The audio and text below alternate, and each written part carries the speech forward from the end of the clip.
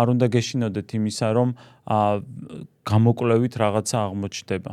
და ასევე უნდა ავიღოთ პასუხისმგებლობა თავზე და უნდა ვიცოდეთ, რომ ეს არ არის ის, რისგანაც უნდა დავიმალოთ.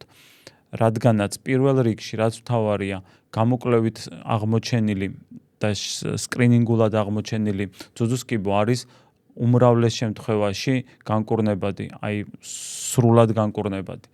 და ეს არის ძალიან მნიშვნელოვანი მესიჯი. და ამისთვის რა უნდა გავაკეთოთ? ამისთვის უნდა ჩავიტაროთ რეგულარულად მამოგრაფიული კვლევა.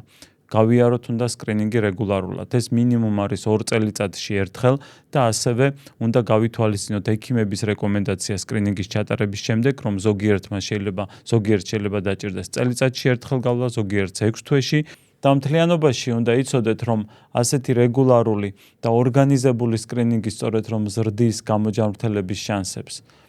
მინდა კარგად დაფიქრდეთ და იცოდეთ ის, რომ თქვენი ჯანმრთელობა და ხანგრძლივი სიცოცხლე ასევე თქვენს ხელშია.